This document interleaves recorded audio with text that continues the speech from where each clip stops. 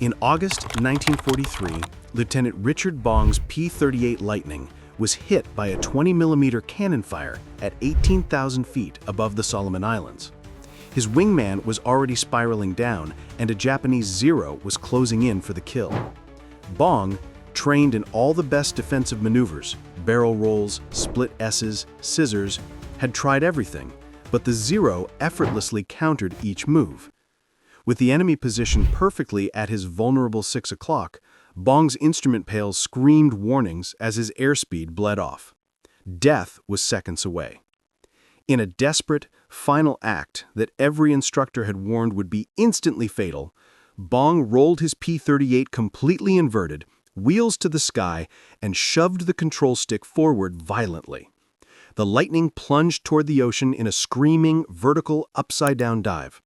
For 2 seconds that felt like forever, Bong flew blind, enduring negative G-forces that turned his vision crimson and threatened to tear his oxygen mask off his face.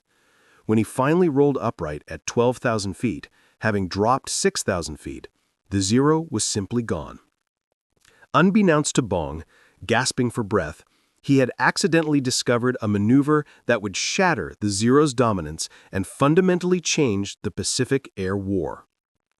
To grasp how revolutionary this was, you have to understand the terror the Mitsubishi A6M Zero inspired. In 1942 and early 1943, the Zero violated every assumption American intelligence had made. It could turn inside any Allied fighter with contemptuous ease, climb faster, and fly farther. Early battles saw devastating kill ratios, sometimes 9 Allied planes lost for every 3 Japanese. Its designer, Jiro Horikoshi, achieved this performance through radical lightweight engineering. No armor plating for the pilot, unprotected fuel tanks, and an airframe built to minimum stress tolerances, sacrificing durability for maneuverability. In a dogfight, this made the Zero supernatural. It could complete a 360-degree turn in under 16 seconds, compared to 23 seconds for an American P-40. This 7-second difference meant American pilots trying to turn with a Zero inevitably ended up with the Japanese fighter on their tail, lined up for an easy kill. American pilots were dying by the dozens because they were trying to fight the Zero on its terms, using World War I-era dogfighting doctrine centered on turning maneuvers. Lieutenant Commander John Thatch realized this was a death sentence and developed the defensive Thatch Weave. While the weave saved lives by protecting wingmen, it was defensive and didn't offer a way to decisively beat the Zero. American fighters like the P-38 Lightning, P-47 Thunderbolt, and F-4U Corsair had superior speed, rugged construction, protected pilots, and robust fuel systems that could handle violent maneuvering, advantages the Zero couldn't match. The offensive answer, however, came from desperation, not the drawing board. The combat encounter that crystallized the new tactic happened on April 7, 1943. Major Thomas Lynch, flying a P-38, was alone at 20,000 feet with 8 Zeros trying to maneuver onto his tail. He knew a turning fight was suicide, and that simply running away wouldn't work, as the Zeros had the altitude advantage. With no standard escape possible, Lynch made his insane decision. He rolled the P-38 inverted and pushed the stick forward into a vertical dive. His vision turned red from the negative G-forces, but the P-38, built like a tank, plunged away. The Zeros couldn't follow.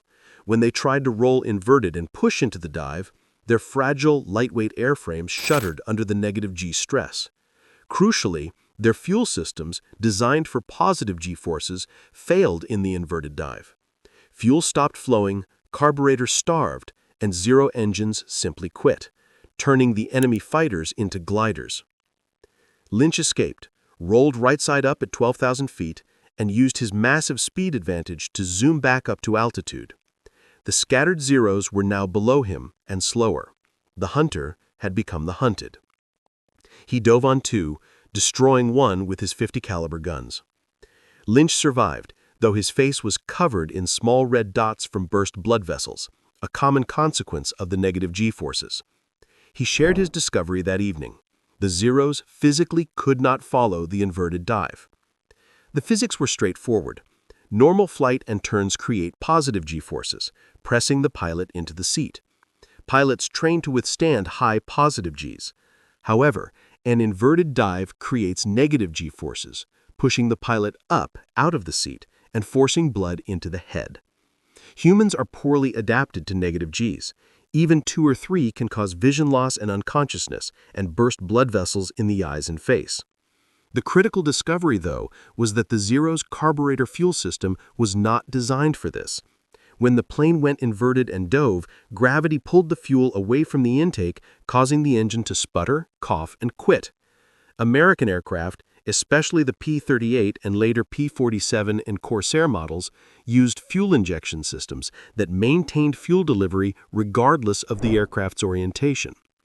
This seemingly minor technical difference suddenly became a life-and-death advantage. The tactic spread rapidly through informal pilot networks. If a Zero gets on your tail, don't turn. Roll inverted and dive. The Zero can't follow. They called it the inverted escape, or going upside down on them. Official training manuals still warned against inverted flight, but in the Pacific, it became standard procedure.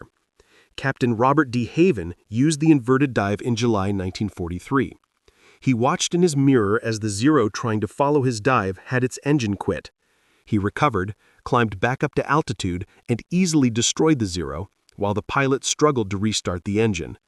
De Haven would score 13 more victories using this tactic. Flight surgeons on Guadalcanal documented the brutal physiological effects, burst blood vessels, headaches, and temporary vision problems, but made no attempt to discourage the tactic, knowing a few hemorrhages were a cheap price for survival. The inverted dive completely reversed the tactical situation. Before the discovery, an American with a Zero on his tail was essentially dead. Afterward, he could roll inverted and dive, and the Zero pilot was in trouble. The American would zoom back up, using the gained speed and altitude to attack the confused Zero from above with the sun behind him. Japanese pilots, trained only in turning combat, were completely unprepared. Japanese ace Lieutenant Saburo Sakai wrote about his confusion when an American P-38 he was lining up to kill rolled upside down and dove away. When Sakai attempted to follow, his Zero's engine sputtered and quit, forcing him to break off the attack. Adding insult to injury, the American would immediately climb back up and attack from a position of advantage. The hunter had become the hunted, and Sakai's only advice was to avoid tail-chase situations altogether. By late 1943, the inverted dive was deliberate combat strategy, taught openly by squadron commanders. Colonel Neil Kirby of the 475th Fighter Group told his pilots, "If you try to turn with a Zero, you die. If you try to climb with a Zero, you die. Roll inverted, dive, use your speed, and attack from above. That's how you win." The P-38 Lightning, with its rugged design, was particularly effective at exploiting the maneuver. Captain Thomas McGuire, who became the second highest-scoring American ace, used it to devastating effect. In one instance, he baited a Zero into close range, rolled inverted, and dove. The Japanese pilot attempted to follow, and the Zero's lightweight airframe literally came apart mid-air under the negative G-stress. McGuire hadn't even had to fire his guns. The tactic worked with other aircraft as well. The powerful F-4U Corsair could perform even more violent inverted dives. The heavy P-47 Thunderbolt, whose weight was a disadvantage in turning, became a massive advantage in the dive. P-47 pilots could roll inverted and dive so fast they approached the speed of sound, speeds the Zero couldn't possibly match. By 1944, the tactical situation had completely reversed. Kill ratios favored the Americans by 3, 4, or even 5 to 1. The Zero was a liability. Its lightweight construction, which provided maneuverability, also made it fragile and vulnerable to American tactics that exploited its weaknesses. Japanese engineers tried to counter with newer fighters, but they arrived too late and couldn't overcome the fundamental physics that made the inverted dive effective. More critically, Japan was losing its experienced pilots at a catastrophic rate, replacing them with novices who stood no chance against American veterans using the new tactics. Richard Bong, whose desperate improvisation had started it all, went on to become America's highest-scoring ace with 40 victories. He refined the inverted dive into an art form, often baiting Japanese fighters just to demonstrate the maneuver. The tactic's effectiveness was limited to fighters. American bomber pilots even adopted modified versions to break the lock of pursuing Zeros. The psychological impact was immense. In early 1943, Japanese pilots had supreme confidence in the Zero. By late 1943, that confidence was shattered. They knew that if they committed to an attack, the American could simply roll inverted and escape, only to return from above with all the advantages. The psychological edge had shifted entirely. The inverted dive's influence extended far beyond World War II, formalized into maneuvers like the Split S and taught in modern fighter pilot training, including at the Navy's Top Gun School.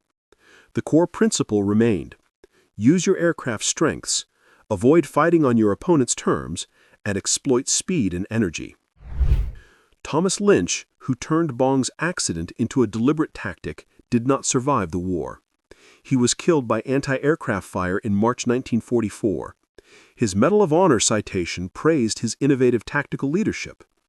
The inverted dive was a profound example of how wars are won, not by careful planning or better design, but by a desperate pilot trying something everyone said was impossible. It worked because it exploited fundamental physics the Zero's engineering couldn't overcome. The Zero was an outstanding, lethal aircraft, but it had vulnerabilities. For over a year, American pilots died trying to crack the puzzle. Richard Bong, surviving by accident, solved it. The aircraft hadn't changed, but the tactics had, and that made all the difference. Today, the P-38 Lightning, painted in the colors of Bong's plane, Marge, sits in the National Museum of World War II Aviation, with a placard describing the inverted dive. The elegant Zero is also a museum piece. Looking at its thin aluminum skin and minimal structure, you can see why this magnificent fighter could not follow the inverted dive that broke its dominance. The lesson extends beyond aviation. Sometimes the solution to an impossible problem comes from someone desperate enough to try something everyone says won't work. The advantage doesn't always go to the best equipment. It goes to whoever figures out how to use their equipment most effectively. Richard Bong survived the Pacific War as the highest-scoring American ace. Tragically, he died on August 6, 1945, the same day the atomic bomb was dropped on Hiroshima, while testing a new P-80 jet fighter in California. He never saw the full impact of his desperate improvisation.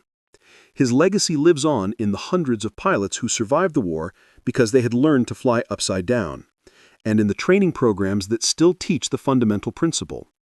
Use your strengths, avoid your opponent's strengths, and never be afraid to do something that seems crazy if it might keep you alive.